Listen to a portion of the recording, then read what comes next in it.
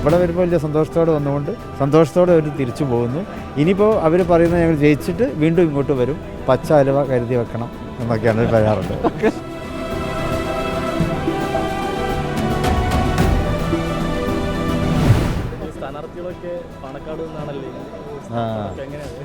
അത് കാലങ്ങളായിട്ടുള്ള ഒരു പതിവാണ്. സ്ഥാനാർത്ഥികളെ പ്രഖ്യാപിച്ചു കഴിഞ്ഞാൽ അവിടെ പാർട്ടി പ്രവർത്തകന്മാരും പാർട്ടി ഘടകങ്ങളൊക്കെ സ്ഥാനാർത്ഥികളെയും കൊണ്ട് ഇങ്ങോട്ട് വരും. എന്നിട്ട് ഇവിടെ വന്നിട്ടാണ് അവരവരുടെ ഔദ്യോഗികമായിട്ടുള്ള സ്ഥാനാർത്ഥി എന്നുള്ള നിലയ്ക്കുള്ള പ്രവർത്തനങ്ങൾക്ക് തുടക്കം കുറിക്കുന്നത്. ഇന്ന് നിങ്ങൾ രാവിലെ മുതൽ കണ്ടതാണല്ലോ. കഴിഞ്ഞ ചൊവ്വാഴ്ച മുതൽ ഇതിവിടെ തുടങ്ങിയിട്ടുണ്ട്. ഇത്തവണത്തെ ഒരു പ്രത്യേകത എന്നുള്ളത് എല്ലായിടത്തും പെട്ടെന്ന് തീരുമാനങ്ങൾ എടുക്കാൻ കഴിഞ്ഞിട്ടുണ്ട് എന്നുള്ളതാണ്. സങ്കീർണമായിട്ടുള്ള ചില പഞ്ചായത്തുകളുണ്ടാവും, മുനിസിപ്പാലിറ്റികളുണ്ടാവും, അവിടെയൊക്കെ തന്നെ നോമിനേഷൻ്റെ അവസാന ഘട്ടം വരെ പ്രശ്നങ്ങൾ നീണ്ടു പോകാറുണ്ട്. പക്ഷെ ഇത്തവണ അങ്ങനെയൊന്നും ഉണ്ടായിട്ടില്ല. എല്ലാവരും നേരത്തെ തന്നെ സ്ഥാനാർത്ഥികൾ നിർണ്ണയിക്കാൻ കഴിഞ്ഞിട്ടുണ്ട്. UDF തലത്തിലുള്ള പ്രശ്നങ്ങൾ വേഗം പരിഹരിക്കുവാൻ കഴിഞ്ഞിട്ടുണ്ട്. അപ്പോൾ നല്ല ആത്മവിശ്വാസത്തോടെയാണ് ഇത്തവണ തെരഞ്ഞെടുപ്പിനെ നേരിടുന്നത്.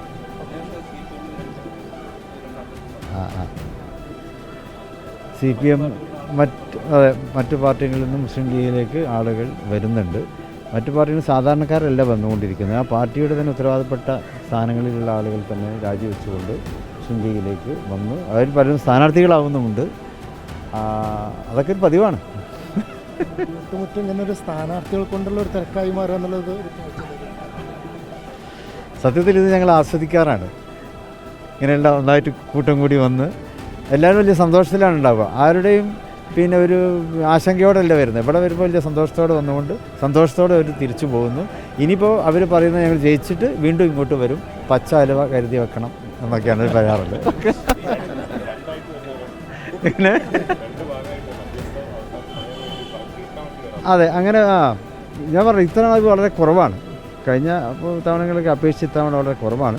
എന്നാലും ഇവിടെ വന്നുകൊണ്ട് ഞങ്ങൾ അതേക്കുറിച്ച് പഠിക്കാൻ വേറൊരു കമ്മിറ്റിയെ നിയോഗിക്കും. രണ്ട് വിഭാഗം പ്രശ്നങ്ങൾ ഉണ്ടാകുമ്പോൾ അതിനെക്കുറിച്ച് പഠിക്കാൻ ഒരു കമ്മിറ്റിയെ നിയോഗിക്കും. അവർ തരുന്ന റിപ്പോർട്ട് അനുസരിച്ച് നമ്മൾ ഒരു തീരുമാനം എടുത്തു കൊടുക്കാറാണ് പതിവ്. മിക്കവാറും എല്ലാം പരിഹരിച്ചുകൊണ്ട് തന്നെയാണ് പോകാറുള്ളത്. നമ്മുടെയൊക്കെ നല്ല തുടക്കങ്ങൾ പാണക്കാട്ട് നിന്നാണ് സാധാരണ ഉണ്ടാവാറ്. അപ്പോൾ ആ ഒരു തുടക്കം ഇവിടുന്ന് തുടങ്ങി. തങ്ങളിൽ നിന്ന് കെട്ടിവെക്കാനുള്ള കാശ് നേരിട്ട് സ്വീകരിച്ചു. ഇനി മത്സര രംഗത്തേക്ക് ഗോദയിലേക്ക് ഇറങ്ങുകയാണ്. പെരിന്തൽമണ്ണ നഗരസഭ പിടിച്ചെടുക്കുക എന്നുള്ള ഒരു ലക്ഷ്യത്തോടു കൂടിയിട്ടാണ് ഇത്തവണ യുവാക്കൾക്ക് കൂടുതൽ പ്രാതിനിധ്യം നൽകിക്കൊണ്ടാണ് UDF മത്സര രംഗത്തേക്ക് ഇറങ്ങിയിട്ടുള്ളത്. തീർച്ചയായിട്ടും പൊതുവേ പാണക്കാട് തിരക്ക് പിടിച്ച ഒരു സ്ഥലമാണ്. ചൊവ്വാഴ്ചകളിലായാലും മറ്റ് ദിവസങ്ങളിലും തെരഞ്ഞെടുപ്പായാലും ഒരു ആഘോഷം പോലെ സ്ഥാനാർത്ഥികളും പ്രവർത്തകരും നേതാക്കളും എല്ലാവരും ജനങ്ങളൊക്കെ അതൊരു ആഘോഷം പോലെയാണ് കാണുന്നത്.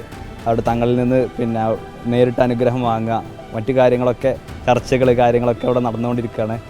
അതിൻ്റെ ഒരു ത്രില്ലിലാണ് എല്ലാവരും.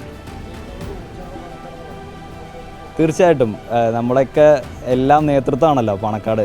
ആ തങ്ങളിൽ നിന്ന് നേരിട്ട് നമ്മൾ അനുഗ്രഹം വാങ്ങുക എന്നുള്ളത് തന്നെ വലിയ കാര്യമാണ്.